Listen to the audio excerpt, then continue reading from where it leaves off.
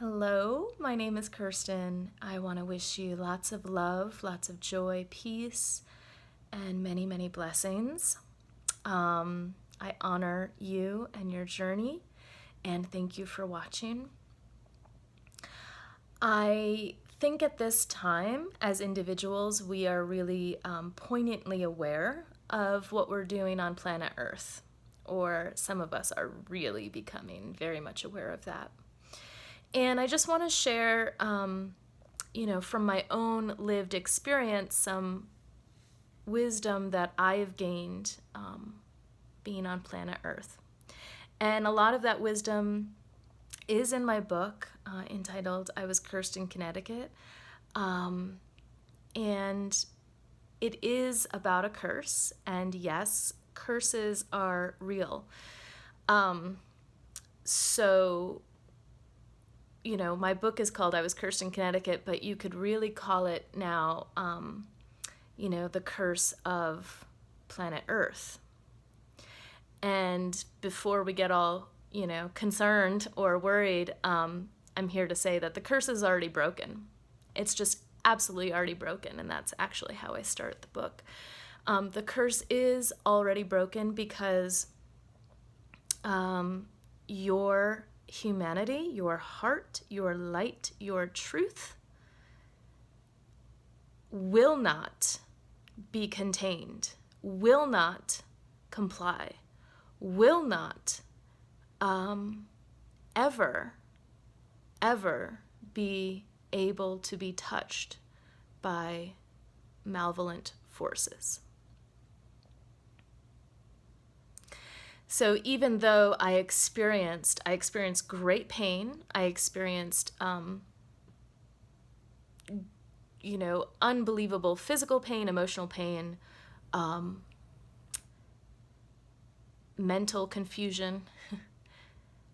Even though I experienced all that, there was something that was protecting me. There was a higher version of myself that would not succumb. Because basically the curse is constantly going like this to you. Come. And that come is come over to death. Come over to the worship of the death cult. And I want to define death first. There's nothing, absolutely, death is a transition, and that's not denying death. It is just a transition, right, into another form. And it is a sacred, beautiful part of life, just like birth is a sacred, beautiful part of life. It's all continually in that circle of life. What I mean by death cult is a very evil agenda, a very malevolent agenda. So, some people are familiar and use the term black magic. I'll call it malevolent magic. I prefer that word choice a little bit better because that points out exactly what it is, which is evil. And the wisdom here that's coming through for me today that I need to share is this. Evil, of course, is a manipulative force. It manipulates someone. If evil appeared to us as a gigantic, scary, big monster, of course we'd be like, hey, no, get away from me. I'm not going along with you. Right? So the evil has to appear as something that it's not in order to trick us. And that's exactly what happened to me. And what it does is it mixes truth with a lie. So, 60 to even 70% of what the evil says may be true.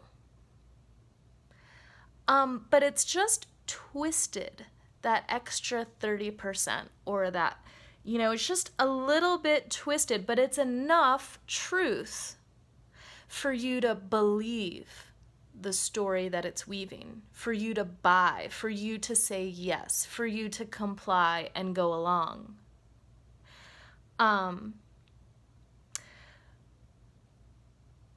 So that's how it works. It is a lie that is so amazingly mixed in with truth that it looks like truth.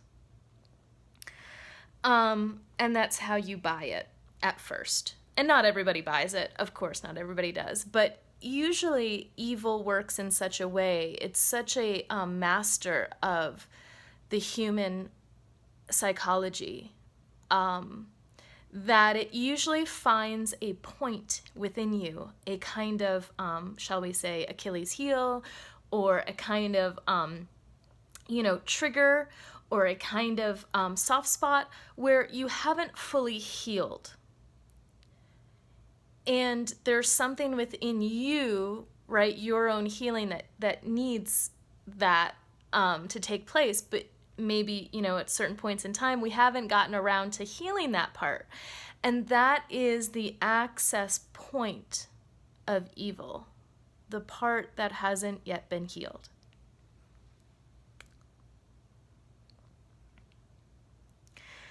The other part of this is that usually in healing, that part of ourselves is attached, right? Because it's not whole. That part isn't part of the whole self. And what I mean by whole self is the full recognition of your beauty, your truth, your power, your sacredness as that being of the universe, that you are connected to the infinite. You are connected to love. But as we go through life, like we have trauma, we have this or that happens, that particular part where the evil is tapping into, that part isn't part of the whole yet. We haven't done the awareness and the awakening and the acknowledgement that's necessary to bring that into the whole. And what happens is that part wants to be whole, so it will attach itself to something else on the outside. And on the outside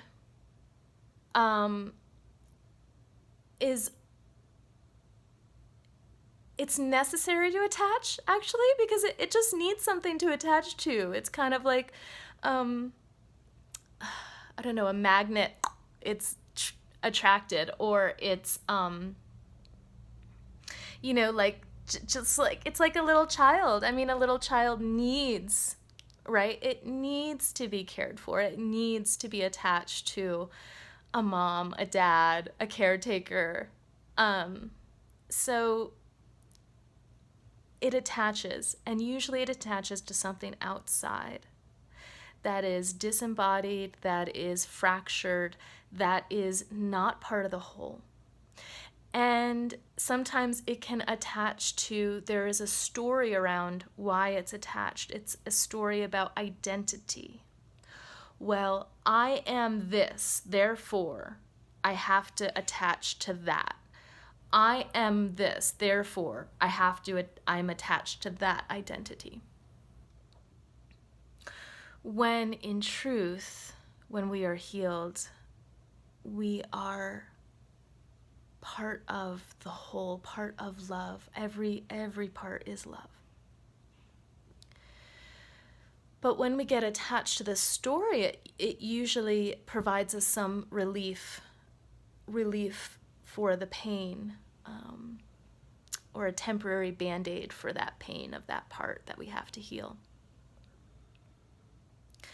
Evil manipulates this story every which way and wants to ingrain this story, this identity, and really like make it something solid. Like, I can't break away from this certain identity because this is who I am. This part needs to be attached to that identity, and it can't be otherwise. The evil knows this and wants that attachment to stay right there because it can manipulate that and control that. If you are whole and attached to the all, the love, the universal spirit, whatever you want to call it, God, there's no way that evil can have any domination over that at all. In fact, quite the opposite. It will dissolve. It will dissolve and run away in the opposite direction.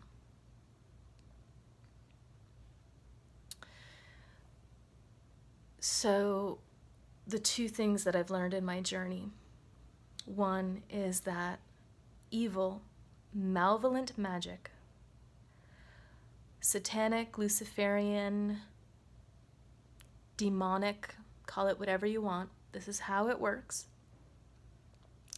It disguises itself as truth and then puts the lie in, twists it. It's a great deceiver. The other thing it likes to do is make sure and solidify your identity with all that is external and these stories that trick you into believing that that is who you are, that identity is who you are, that thing is what you are. For me, in my book, the example of that was the martyr. You know, the identity of the martyr. I had to sacrifice everything in order to make this thing happen, because that's who I was. I had to sacrifice this. But there are many, many, many identities out there, split, fractured identities. So that's the other thing that evil likes to do, is make something, an identifier outside of yourself, the solid thing, and the only thing that you identify with, when in actuality, there is a part either within us or within the collective whole, as we're seeing right now, that is still wounded, that there's a trigger right there.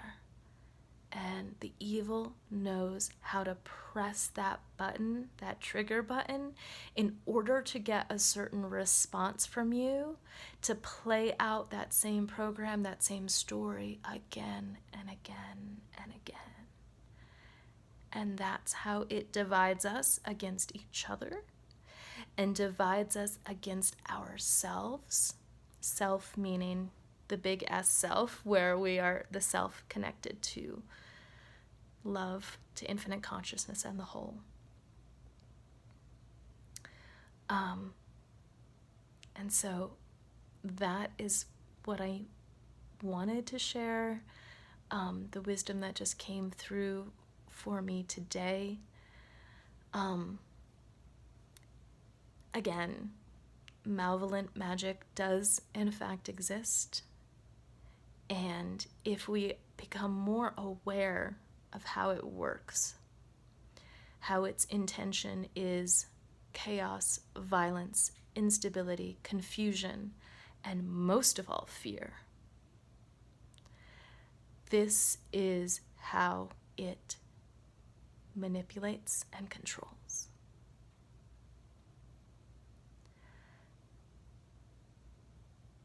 When we connect into Source, it hasn't got a chance. It shrivels and dissipates. So, wishing you lots of love, joy, peace in your heart today and every day. Take care.